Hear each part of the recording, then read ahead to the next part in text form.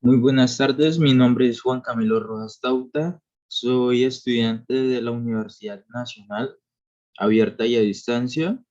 El día de hoy vengo a explicar un poco sobre la diversidad microbiana y su ecología asociada a la agricultura.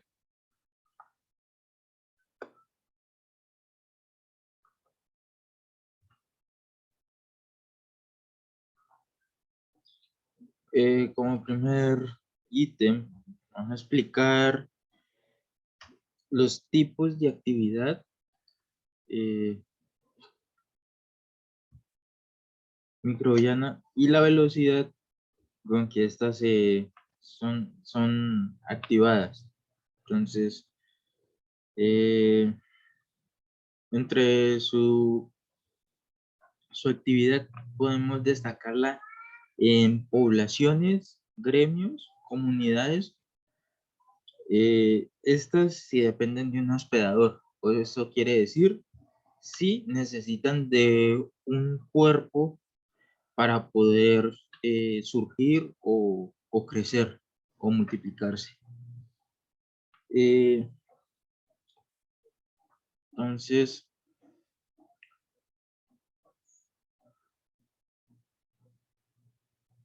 las condiciones que más influyen en su crecimiento es la escasez de alimento, congelamiento y descongelamiento en zonas polares, eh, la concentración de sales presentes ya sea en el agua o en el suelo, y variaciones en el entorno. Esto quiere decir que son por cuestiones de arados o actividad humana. Estas son las determinantes que influyen en un crecimiento microbiano. Entonces, estos son como los tipos. Entonces, ¿en qué consiste una comunidad microbiana? Entonces, como lo explicaba anteriormente, una comunidad microbiana consiste en un grupo de células que cumplen una función específica. Este, el conjunto de estos gremios forman una comunidad microbiana. Entonces, las diferentes células o, o microbios, por así decirlo, el conjunto de estas son, por decir, son diferentes, pero en conjunto, en su totalidad, se forma una comunidad, porque hay de diferentes tipos y esto forma una comunidad. Estas están asociadas entre sí. Estas necesitan muchas veces unas de otras para poder sobrevivir.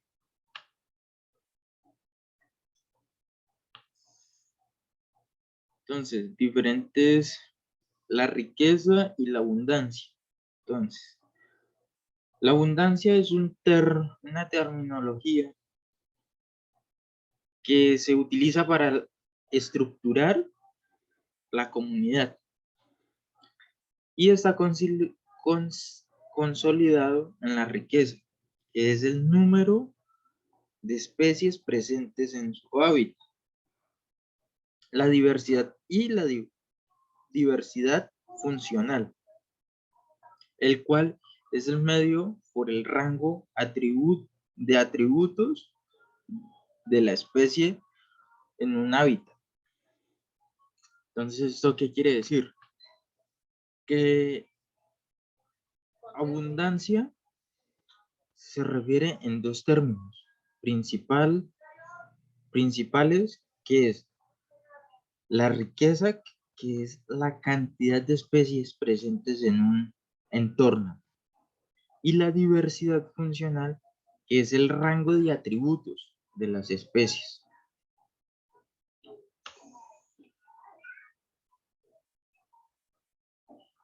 Eh,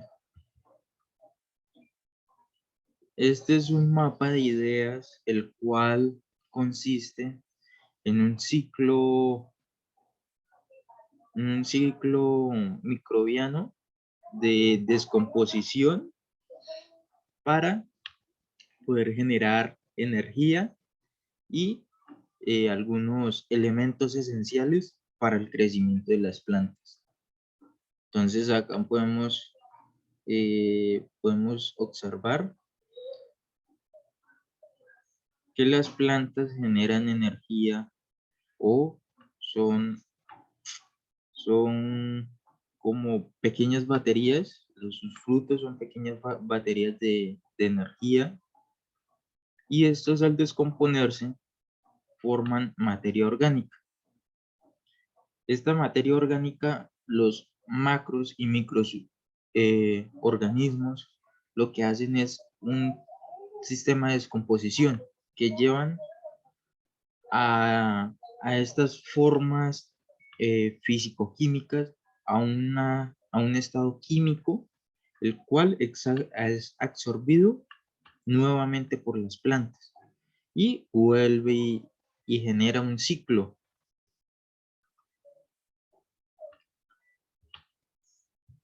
Entonces, acá explicamos el concepto de microambiente. Entonces, este ejemplo es principalmente en microambientes de oxígeno en tierra. Entonces, como podemos observar, en la vasija hay cierta cantidad de tierra, la cual mediante temperatura y humedad proporciona un ciclo de vida. Eh, Dentro de estos jarrones hay una serie de eventos o elementos, que el primero son los productores. Y los productores son los vegetales que ellos mismos producen su alimento. Ellos, mediante el sol, el agua y el suelo, absorbiendo los elementos, pueden generar su propio alimento.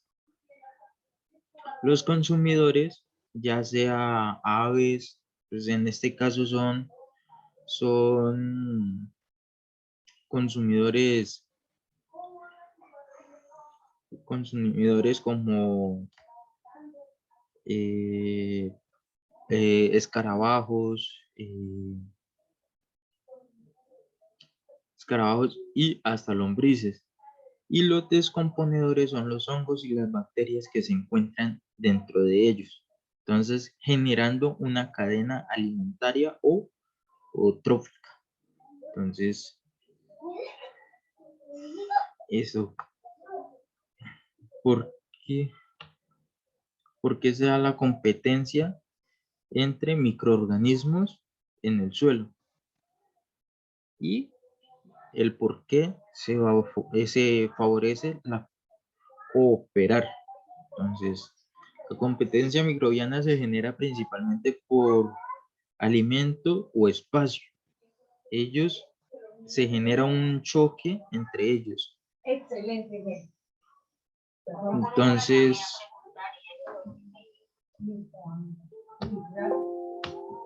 mejor todavía porque se lo cocino.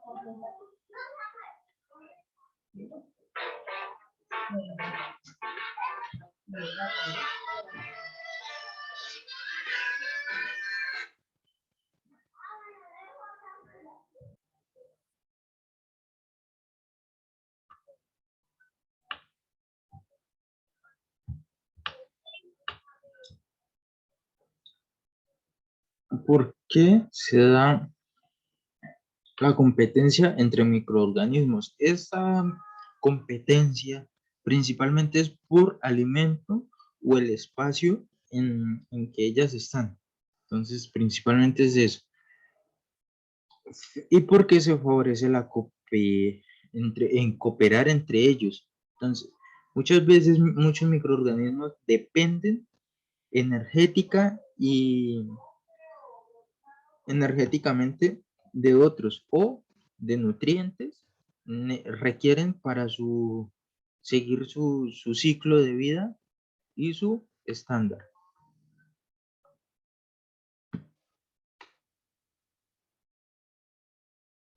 Este es un dibujo propio donde se puede evidenciar el uso, o más bien la forma en cómo viven los microorganismos y los macroorganismos, tales como los productores, los consumidores y los descomponedores, y su sus etapas en el suelo. Entonces podemos ver que en la capa exterior, la cual se le denomina materia orgánica,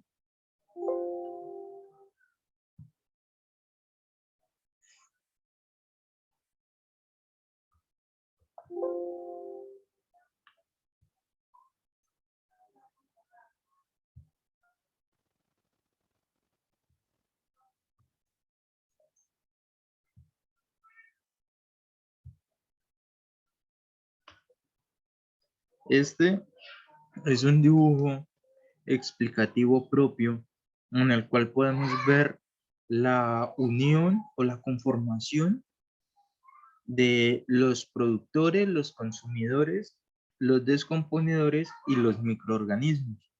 Estos están correlacionados entre sí, ya que unos dependen de otros para poder generar sus actividades y sus funciones en el ecosistema. También podemos apreciar los horizontes, los cuales podemos apreciar que los consumidores y los productores hacen parte del horizonte de materia orgánica.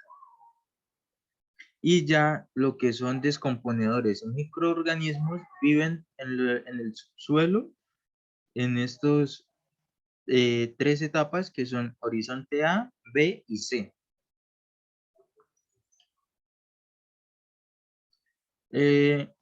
La rizósfera. La rizósfera es la parte donde podemos encontrar la mayor cantidad de microorganismos, los cuales están asociados a las plantas para poder hacer que ciertos nutrientes puedan ser asimilables para la planta. Y el efecto rizósfero se genera cuando las capas del suelo son aptas para que las raíces profundicen y puedan adquirir nutrientes. Entonces, cuando el subsuelo está muy suave, entonces se genera una raíz, un efecto rizósfero, el cual hace que la raíz pueda penetrar con más facilidad y así poder absorber todos los nutrientes de mejor forma.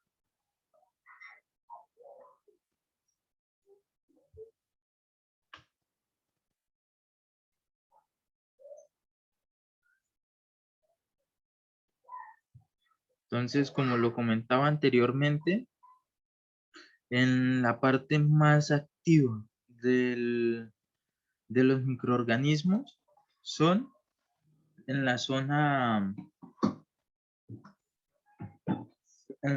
rizósfera, ya que en esta zona podemos encontrar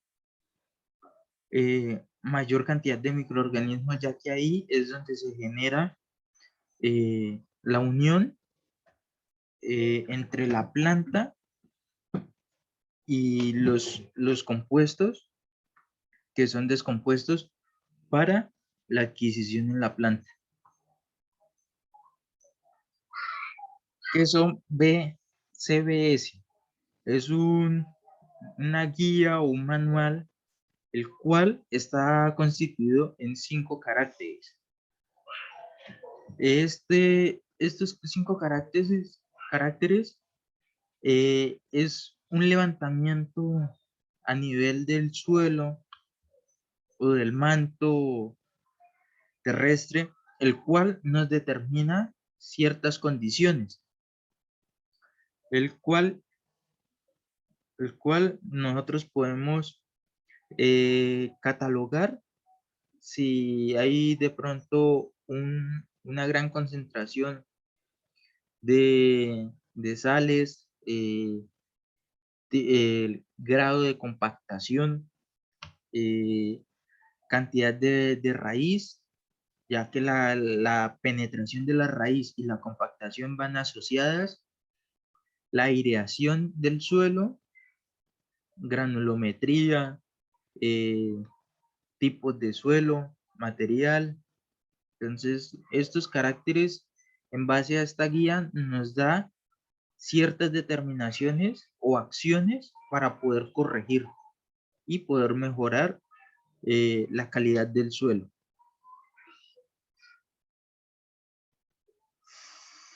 Entonces, los factores que rigen el grado y el tipo de actividad microbiana. Entonces, dentro de estos podemos asociar el clima, tipo de suelo, ya sea arcilloso, arenoso, limoso. Entonces podemos partir de ahí al grado de concentración de sales, compactación del suelo, cantidad de materia orgánica. Los tipos de vegetación también hacen parte de esta gran variedad de microorganismos, cantidad de incendios por año, la humedad, qué tipo de humedad hay en esta zona y los diferentes tipos de microorganismos que podemos encontrar en la zona. ¿Por qué es posible la especiación? Entonces, la especiación es gracias a diferentes formas o métodos por desarrollo radicular. Entonces, entre más sea el desarrollo radicular, más se puede airear el suelo y así romper estas capas o estos mantos, los cuales están divididos muchas veces por diferencia de presión. Entonces hay cierta, entre más profundidad hay, más compactación va a haber. Entonces muchas veces muchos microorganismos viven en este grado de compactación y otros de su misma especie, pero con grandes rasgos diferenciales genéticamente. Entonces, al romper estos mantos inferiores, se pueden unir y se puede provocar la especiación entre estos microorganismos.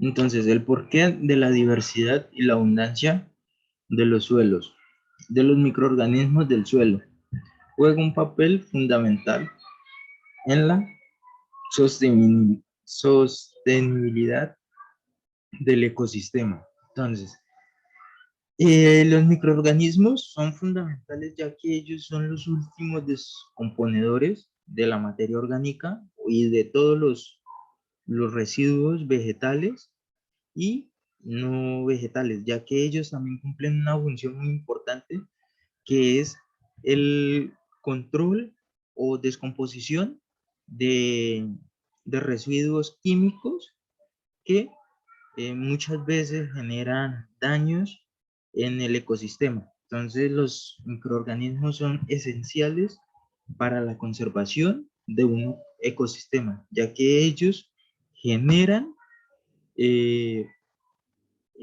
recursos asimilables para las plantas y también controlan químicos que son dañinos tanto para los humanos, animales y las mismas plantas. Los 5 grupos microbianos principales que tomé en cuenta son las bacterias, las archeas y los protozoos, hongos y algas. Estas cumplen diferentes funciones. Por ejemplo, las bacterias cumplen una función que es la del ciclo del nitrógeno, produciendo nitrógeno, producción alimentaria, ya sea por levaduras, y algunas son patógenas, o sea, dañinas para el cuerpo de animales y seres humanos, y también de vegetales. Las archeas se utilizan para producir biogás. Entonces, muchas veces en compostajes o centros de acopio se utilizan las archeas para producir gas metano y procesos de depuración de aguas, o limpiezas de aguas. Los protozoos realizan procesos de descomposición de la cadena alimentaria y a su vez controla la biomasa y la población bacteriana. Entonces cumple un papel muy fundamental, principalmente por el control de biomasa y la población bacteriana. Los hongos, a su vez, también son descomponedores de materia orgánica muerta, y la transforman en materia inorgánica. ¿Eso qué quiere decir? Que descompone, en un ejemplo, las heces de los animales para producir inorgánicas, esto quiere decir químicos, los cuales son nuevamente disponibles para las plantas, para que esas plantas produzcan vegetación, los animales la consuman y vuelva y se genere el ciclo. Las algas. Las algas son muy fundamentales ya que ellas oxigenan los suelos y ellas son fototróficos, es decir, ellos realizan la fotosíntesis y elaboran su propio alimento. Entonces, estos son los 5 que me parecieron a mí principales grupos microbianos que podemos encontrar en los suelos. Estos son los factores claves que controlan la dinámica de biomasa. Entonces, la biomasa son residuos, ya sea residuos ganaderos o producción ganadera, como lo estaba mencionando antes, las heces de los animales, residuos urbanos, que esto quiere decir todo el tema de plásticos, cartones, todo lo que se produce en las ciudades, y residuos industriales, forestales o agroalimentarios. Esto, un ejemplo, se puede decir que son el raqui de la palma y también la hojarasca de, de un cultivo, residuos agrícolas, forestales y cultivos energéticos. Estos cultivos hacen parte de los bosques naturales, bosques que siempre han estado. Estos son los residuos. Cuando mueren los árboles, esta es la biomasa que se genera. Entonces, teniendo claro qué es la biomasa, ahora sí, ¿qué lo controla? Entonces, los tres factores principales serían los incendios forestales en los residuos agrícolas, ¿no? La mecanización agrícola. ¿Por qué controla la biomasa? Porque ellos incorporan toda esta biomasa en el subsuelo. Entonces, ahí genera un control de biomasa y la limpieza excesiva de las campas del suelo. Esto quiere decir cuando se genera un sobre explotación agrícola o ganadera, cuando se limpia por completo el suelo con material vegetal. Entonces queda totalmente expuesta la capa exterior, generando que la biomasa día tras día vaya perdiendo sus contenidos. ¿Cuáles son los factores? La variedad de biomasa. Entonces, la variedad, como lo explicaba anteriormente, se produce natural, producida o residual. Entonces, la natural son todos los bosques que generan su misma descomposición naturalmente. La producida es en cultivos extensivos o pasivos, los cuales generan una biomasa después de los cortes. Entonces, en el ejemplo del arroz, que queda los residuos tanto en campo y los residuales, ya sean todos aquellos residuos que vienen de las grandes ciudades y de zonas industriales.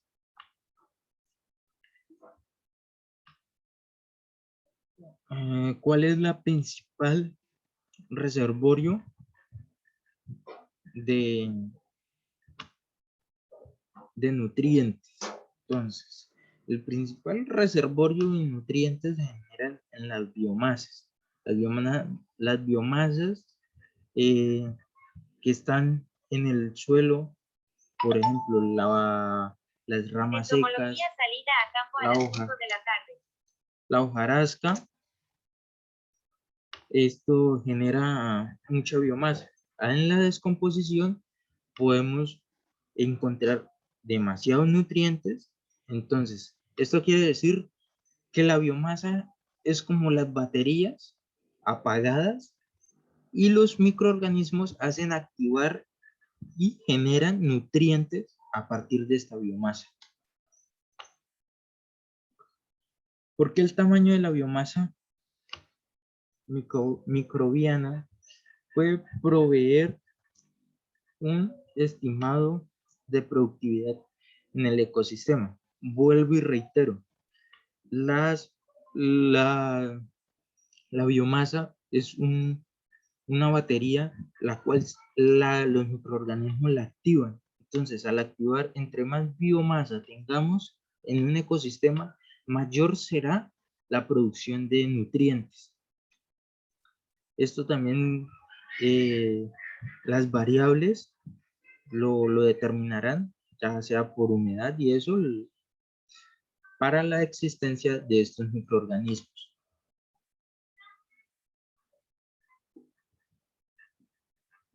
Entonces, ¿qué se puede concluir de las prácticas de restauración? Entonces, las prácticas de restauración de los suelos son muy importantes, ya que en suelos áridos o en suelos donde fueron expuestos a grandes contenidos